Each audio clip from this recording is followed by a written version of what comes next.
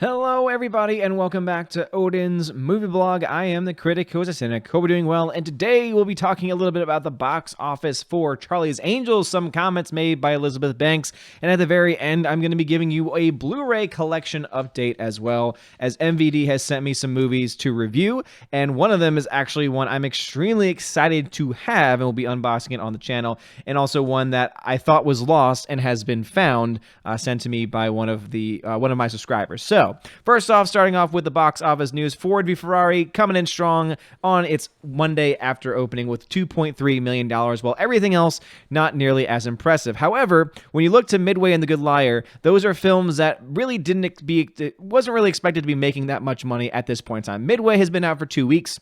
And so, therefore, it making $788,000 is really not all that surprising. The Good Liar has not really been making a whole lot of money, but has made $586.5 thousand, and is now out on its fourth day. It's a film that overall I kind of want to see. It stars Ian McKellen and also not Dame Judi Dench. Who am I thinking of here? Let me make sure I get all this information correct for you here. Or is it? No, it's Helen Mirren, the other incredible actress from the UK. So we got Helen Mirren and Ian McKellen in this film. It's made $10 million, which really all isn't that terrible when you think about it, because it didn't really cost all that much to make, but it's not making, crazy amounts of money. I thought it'd be making a little bit more because I thought that the older audiences would be more drawn to it, but obviously you can tell that they are going out during the week at the very least, enough to beat the film in number 4 for Monday, which was Charlie's Angels, which made a whopping $535,000. Now, Ford v Ferrari, gigantic opening weekend, big budget movie, makes over $2 million on its Monday. That makes sense. That actually usually equates. Normally, the Monday after films tend to make big budget films that have very successful openings, tend to make at least over $1 million. Not only did Charlie's Angels have an anemic opening weekend, only getting around $8 million, on its Monday after, it only made $535,000. It couldn't even make $1 million on a Monday. Joker was making $1 million on a Monday, like 30 days after its release. That just goes to show you that really no one is going to or wants to see this movie.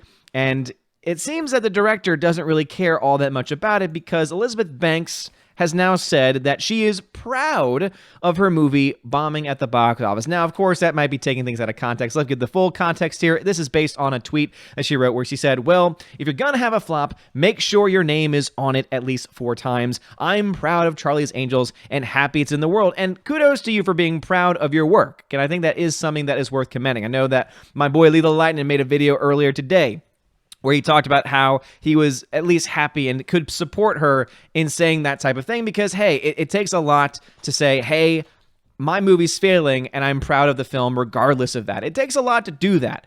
The reason why I'm not going to be nearly as nice to her as Lethal Lightning was is because of all the other crap that she said about this. The fact that she's blamed men for it, right? So the director previously blamed men for the potential box office failure. She spoke to Australia's Herald Sun saying, if this movie doesn't make money, it reinforces a stereotype in Hollywood that men don't go see women do action movies. Well, we already know that's not true, because we've listed several other films that have been big box office successes that have had female leads, to which she responded to saying, oh, those aren't actual female-led movies. Those are all part of the male genre, and that's why they're successful. So basically, she just comes across as someone that's constantly making excuses for herself, and then when she has nowhere else to run, she says, well, you know what? I'm still proud of my movie. And again, kudos to you for being proud of the film, but I really don't understand why you can't understand why your film isn't doing well.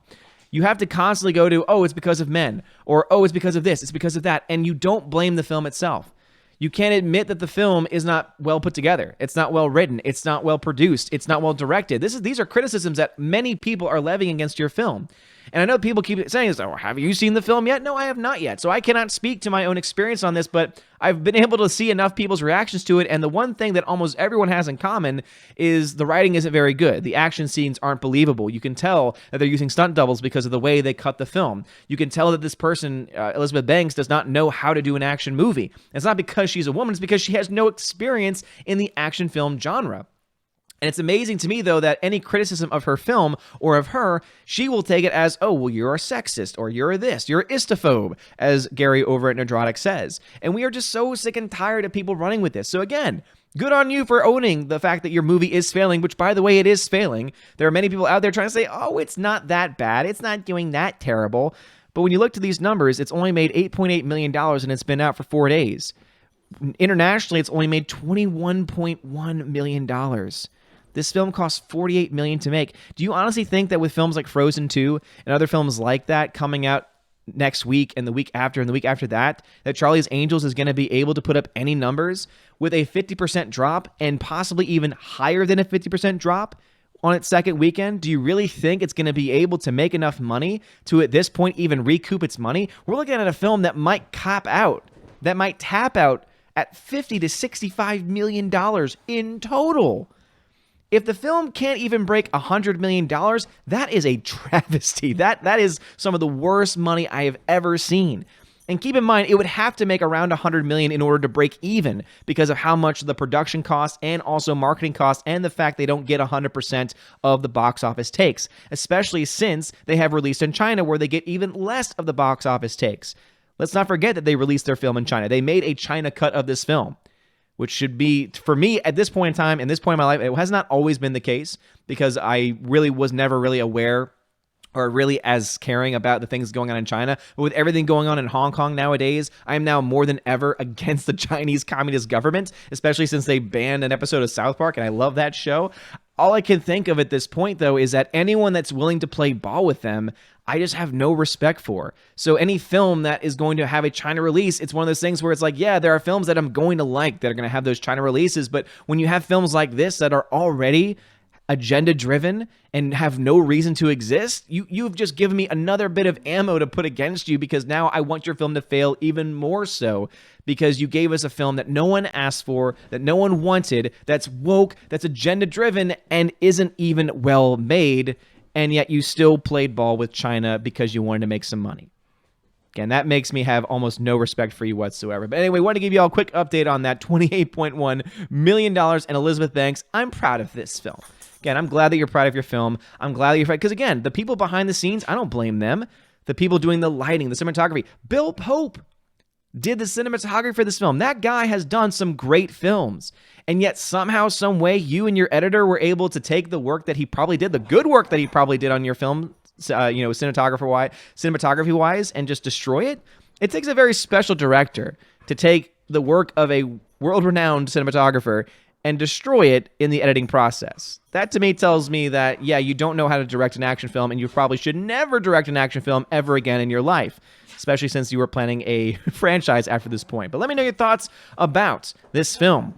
How much money is this film going to make? Do you think it will reach $100 million? Do you think that it will only tap out around $65 to $70 million? I think that, based on what we will get, and again, I will have to wait and see what the second weekend numbers are, but we are looking at a potential flop of pretty decent proportion for a film that did not cost anything to make, less than $50 million to make. That's pretty sad, and you might be proud of your film all you want, but it's a travesty, and until you understand why the film is failing, and until you understand why people are against the film, until you understand why people are speaking out and making fun of you, you're never going to get it, and you're never going to make another successful film until you learn the lessons of your past. But anyway, let me now give a shout out to a bunch of people. So I believe it was Captain Dean Heiss. I could be wrong on that, but I'm pretty sure it was Captain Dean Heiss. If I'm shouting out the wrong person, please let me know in the comment section, and I will shout you out on the live stream tonight until I'm blue in the face. But he sent me a 4K steelbook of The Wizard of Oz. So this is fantastic. You all know I'm a 4K guy now. I love collecting the 4Ks and the steelbooks on top of that. So this is the 4K restoration of The Wizard of Oz. So I'm sure the audio quality on this is going to be beautiful. 80th anniversary of this film. It's amazing that you don't see films made like this anymore. It's really sad. I know, River. I'm upset about that too. But yeah, thank you so much for sending me that. Also, Tracy, I don't know if you want me to say your full name or not. Oh my goodness, Chrome, help. Why would I want to help you? Tracy sent me some stuff. So thank you very much, Tracy, for that. He sent me some Joker socks. So some Joker socks there, which again, thank you very much. Can't wait to put those on. And also he made me a CD. He made me a CD. So thank you very much, man. I've been looking over some of the songs. A lot of these songs, very, very solid choices. So can't wait to listen to that a little bit later. Also, MVD Visual sent me some more movies to review. Let me start off with I think the coolest thing that I was sent, and that is I have been sent a special edition Arrow video release, MGM Arrow video release of the original Robocop film. Now, Robocop I have seen before, but only bits and pieces. I've never sat through and watched the entire film from beginning to end. And now to have it on Blu-ray in this special release, I'm extremely excited for. So this limited edition contents, a 4K restoration of the film from the original camera negative by MGM, transferred in 2013 and approved by director Paul Verhoeven. So it's directed. It is approved by the director. Also includes the director's cut and the theatrical cut. So I know there's a lot of people out there that care about which cut of the film was received. It is both the director's cut and the theatrical cut, and there are limited edition contents as well. So let me go ahead and show those things to you. So first off, Arrow Video always does some very good work with their releases, especially their special editions. So first off, you can see that the box itself is very, very high quality. So again, very high quality cardboard there. You might not think that's a big deal, but when you're a collector like me and you get some really cheap releases and they end up breaking and cracking over time. I have a special edition, Casablanca 50th anniversary edition, or 75th anniversary edition of that. And when it came in the mail, it was bent and it doesn't hold itself together anymore. Not made from a high quality material. This can definitely take a little bit of a beating. Not that you would want to make it have a beating, but still very excited to see nonetheless. But also comes with a lot of other cool things. So like with many of their special releases from Arrow Video, it comes with a little book, right? So again, this is filled with a lot of information. It's a lot of different articles written by different people that were involved in the film, has information about the cast, has special edition photographs in it as well. So this is this is a thick book. This is probably a, 75 page book. So again, very, very high quality stuff. If you are a fan of this film and you love Robocop and you want to be and you're a collector like me, this is definitely going to be a great release for you because it's the 4K restoration of the film negative, meaning you're going to get the highest quality picture, highest quality sound possible. You get this book, you get the special edition book that has all these different essays, information about the process too, which I love. I'm the nerd when it comes to that kind of stuff. It tells you how the transfer went around. It says Robocop was restored by MGM in 2013 and is presented in its original aspect ratio of 185:1 with 5.1, 4.0, and stereo 2.0 audio. The original camera negative was scanned in 4K, and all grading restoration was completed in 4K with approval by the director. So again, you get this information, all other information about the film too, if you're ever interested in that. You also, of course, get the movie itself. That's important to have. So you get a 2-disc set. As I said before, you get limited edition contents, the director's cut, and the theatrical cut of the film. So I'm very excited to see this film in its 4K. Again, it's not a 4K disc, but the transfer was 4K. The way that it works is that they'll transfer, or they will scan the film in 4K resolution, and then in order to fit it onto the Blu-ray disc, they will then downsize it to 2K, meaning you're still getting a very high quality image, but it's not nearly the high quality that you could get on 4K disc. Arrow Video has not moved over to 4K yet, and you see things like that with Criterion as well. Criterion is still just putting out Blu-rays. One day they might move over to 4K to get the HDR and all the extra colors and all the the dynamic range that you can get with the 4K format. But for now, Blu-ray is still an excellent format. You can barely tell the difference. Just picture quality alone, it's very hard to tell the difference unless you're looking for those HDR and other film elements like that. But still a very good release nonetheless, and also both parts of the film. And then something that I personally like that Arrow Video does in their releases, so again, huge shout out to MVD for sending this to me, is they will include posters in their Blu-ray releases. And so this actually is a double-sided poster. So you got this original poster of Robocop, and then you also get that as well. So whichever version of the poster you want, you can hang it up on your wall. As I said, always a great release, always interesting content that I get set from them. But Arrow Video, as I said, does a great job with their sets. You're getting both 2 editions of the film with this. You're getting extra content, exclusive content to this release. So you will see the release of Arrow Video of Robocop later on as well in the next month or so, and it'll have just the DVD, or rather it'll just have the Blu-ray copy, so you won't get the extra booklet, you won't get the poster. Those are only exclusive to this special edition right here, and I'll get you all the information about when that will be available in a second, because luckily I'm sent these things, and so this will be available. I love doing this live, by the way, because it just makes me happy. And let me just get through the packing list first, so I get the general information. because everyone loves that. So again, Robocop limited edition. So it is a limited edition copy, and it will be available for purchase on November 26th. So in about a little over a week, almost exactly a week from today, it'll be released. You can pre-order it now. You could have pre-ordered it as early as October, but it will be released for $50 on November 26th. But again, for that $50, you're getting 2 different cuts of the movie, 4K restoration, also the booklet and poster as well. I think it's a pretty good deal. All right, some other films to be sent. Some films that I don't nearly have as much knowledge on. Another Arrow Video release of a film called Jake Speed, and has someone flipping someone off on the cover. So that should tell you a little bit about the film itself. So it says, when her sister is taken by a gang of white slavers, Margaret knows she needs a hero with a difference to bring her home. Enter Jake Speed, leaping from the pages of pulp thriller novels and into the real world with Margaret and her trusty sidekick, Desmond Floyd. Jake arrives hot on the heels of the kidnappers in a South African country gripped by civil war. That sounds interesting to me. So another Blu-ray release of the film. Again, Arrow Video tends to have very high quality images, very high quality transfers as well. Also get the Dick Cavett Show, with Bob Elliott, Ray Golding, Don Imus, and Howard Stern. So New York radio pioneers. So it's all about New York radio. So that actually sounds pretty cool. Again, Don Imus and Howard Stern, I know, are pioneers in the radio industry. As someone that listens to radio whenever I go to work. Again, so this sounds I actually really want to see this now. It sounds more like a documentary.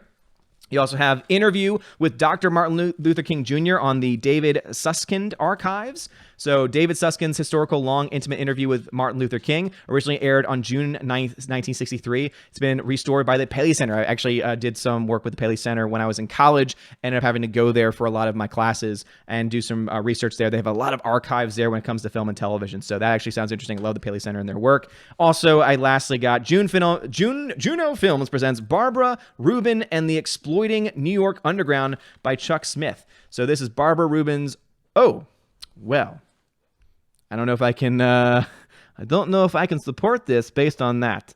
Sounds to me like an artistic thing, but there's certain words in there that I don't know if I can promote. So anyway, thanks MVD for sending that to me. I don't think I'll be watching that one though, but the other ones, absolutely. Again, all these films have been really, I always appreciate when I get sent these because they're films that I want to see or never knew that I wanted to see. As I mentioned previously, I'd seen an earlier film that they had sent me that I would never have seen before in my life, and it was absolutely fantastic. But Robocop, can't wait to watch both films of that. Anyway, thanks for sticking with me to the end of the video. If you like that content, please let me know in the comment section below. If you like me doing those types of reviews, I'm going to try and do some individual reviews for those films over on the Welcome to Asgard channel. Once I finally start watching all the movies, I'm only able to see a couple of the films I've been sent, but again, when I'm sent films every single week, it's so hard, especially with my full-time schedule as a teacher, to be able to watch them all. But I do keep them in a stack, and I do intend to watch them, and I do intend to review every single one individually, talking about the movies, the color grading, etc. But what I can at least, etc. I can tell you that everything about this release is fantastic. It's high quality.